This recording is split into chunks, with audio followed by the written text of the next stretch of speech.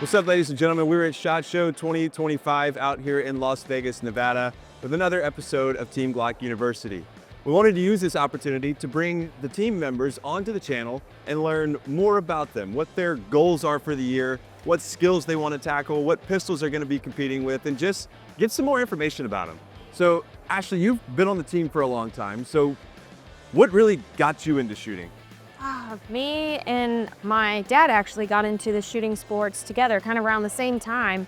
We kind of stumbled across it. We took a basic pistol class so I could learn more about general firearm safety and just kind of word of mouth. People were talking about it, invited us out, and after that first match, we were hooked. What is going to be your biggest goal for the year? My biggest goal for the year is to just really hone in on my training and to see how good I can get, what areas I'm lacking in my competition right now that I can really improve. And so I want to see for myself what I can do. What does your training cycle typically look like? I know the viewers are going to want to know, how does Ashley train? You're a national champion, so what does that look like for you to be a national champion? To be a national champion, it's really about just closing everything else out. I get my mind right. I train for long hours, a lot of rounds. It's about tuning out everything around me and completely engulfing my mental space with it. Yeah, and with tuning everything out, do you feel like that, you think that's a struggle sometimes? Like, you get a lot of match pressure, competition pressure, life pressure in general. Does that become difficult to kind of really focus in? It does. You have to block a lot of it out, and it tries to come back in because also too, you get tired. You get lazy, things start to feel like you're wearing down, but that's when I like to dig deep and really just, keep pushing farther, because in those moments when you feel like you want to quit, that's when you're going to see your biggest jumps. Yep. And you're going to prove to yourself that you can do it. And I think that's the key there, is the validation of all the hard work you've put into it. Yeah, absolutely. Yeah, you see that success, but everything that happens under that or behind that to create that success. It's not always about the success, but the journey is what builds all of it out. Yeah, it's the climb, Always the climb. Now, you're so focusing on like USPSA this year? I think so, yeah. We have the opportunity to potentially compete in an IPSC World Shoot, so that's something we're definitely going to be focusing on as a team, I believe. So yeah, mostly USPSA IPSC style stuff. Yeah. And what pistol is going to be your main pistol for the year? I think with it being an IPSC year, I'm going to be focusing mostly on the Glock 17 because that's the gun that fits within the division requirements for that sport. So I think the 17, Gen 5. Now, Miss T. What's up? What has been your experience like getting into competitive shooting, but also being a part of Team GLOCK? Yeah, so my journey, everyone has my journey. It's kind of different. Didn't grow up around firearms or anything like that. So I guess I started shooting 2020, and then 3 years later, Team GLOCK had approached me to be part of the team. So me now being a professional shooter, but still with a new shooter mindset, there's a lot of learning involved, there's a lot of growing involved. What I love the most is going to be traveling with the team, going to major matches. We share, bounce off ideas and everything like that, and I think it's just been an awesome experience. You got a lot of laughs too, because we're silly. Yeah, we're jokesters. Yeah. We're a little funny. Now, in 3 years, you got into firearms, bought your first Glock, and then we brought you on to Team GLOCK. Yep. What was your driving factor to become I'm getting into firearms to now I am a professional shooter? What was that driving factor? Yeah, so I've always been a very competitive person. Growing up, I played some sports. I played volleyball, I played flag football, I played soccer. I wasn't very good at it, but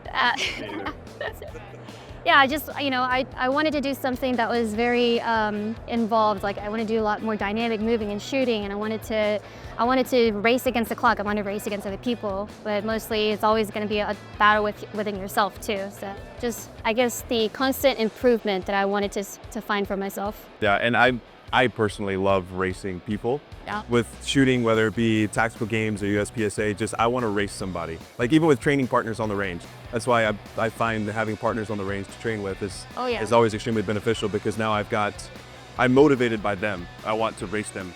Now, what is one skill, if you had to pick one skill, you're gonna have a training cycle throughout the entire year, but one specific skill that you want to really master this year, what would that be? Well, would consistency be considered a skill? Of course. Yeah, consistency. I think that's one thing that I really, really want to work on. building a training schedule, going from not shooting at all to, making this part of my entire life now. I think it's, just building that up. So building consistency, going out in the range and keeping that mental management sharp. Yeah.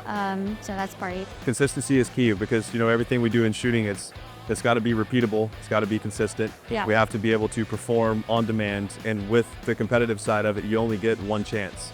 Yeah, 100%. Nikal, Yes. you have a professional CrossFit background. Yes, I do. Then got into the tactical games. What was that transition like with the fitness, then getting into the shooting aspect? Honestly, it was pretty seamless transition. The competition aspect, the mindset you have to have, the consistency in training, the effort you have to put into your training was very similar. So luckily, coming from CrossFit, I had that for the tactical games. I can, in my training, focus more on the shooting, which is what I've been doing. What's your favorite part about being a competitive athlete? Ooh, how much I get to compete and see other competitors that are my friends. I will definitely say that's a big part of it. It keeps me on my toes. Yeah. I'm the type of person that always needs a goal, always needs something to go after. And the great thing about my sport is being in the tactical games, I can keep doing that. I can always get better at something. Being a professional athlete, being an athlete, and I'm shooting with Glock, I know that I can always be getting better at something. I'll Right. never get bored. Now you said that you're someone that always has to have a goal. You always have to have something to go after. What is your biggest goal for 2025? Ooh, 2025. I want to win nationals this year. I mean, I know it's a big goal, but right, if I don't say it, then there's no way that it can happen. So I want to get back on at least the podium, but I would love to win. I know that that's possible if I put my mind to it. Now the tactical games it's a little different than other competitive sports, other shooting sports. It's rough, it's hard on the firearms. We're climbing ropes, we're picking up sandbags, we're doing burpees in the dirt, pistols are getting dirty. What model is your favorite model to use in this? Because you know it's gonna work. All of them are gonna work, but what's your favorite model for tactical games? The 19X. That was that is my first pistol. That is what I first started competing with. I have so many stories around me knowing very little about guns and that gun just always working for me. I competed in the tactical games as a youngster for a year before I knew how to take the gun apart to clean it, to be honest with you, and it always ran. And we competed in sand, we competed in dirt.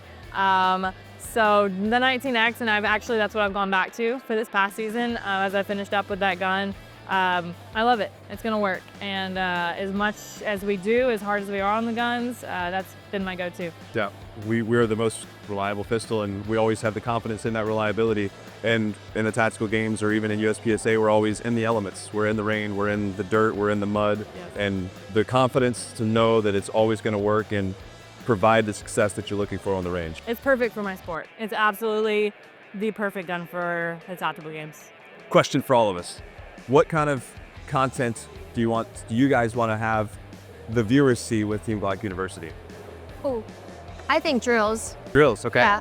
I like drills. Yeah, I want to do drills. I want to do a lot more drills. I think Callie brought up an idea earlier about us sharing one drill, and then all of us Team GLOCK would, kind of follow suit and do a challenge drill every week or something like that. With us, especially me not being in y'all's sport as well, that was an idea that I had and I talked to T about is I could come up with a drill that involves maybe something we do in the tactical games that I need to do in training, and then I see how my lovely teammates do, and then vice versa. You guys do something that is fast, Yeah. and I have to replicate it. I think that gives the viewer a little bit more of an insight in what our sports look like. Yeah.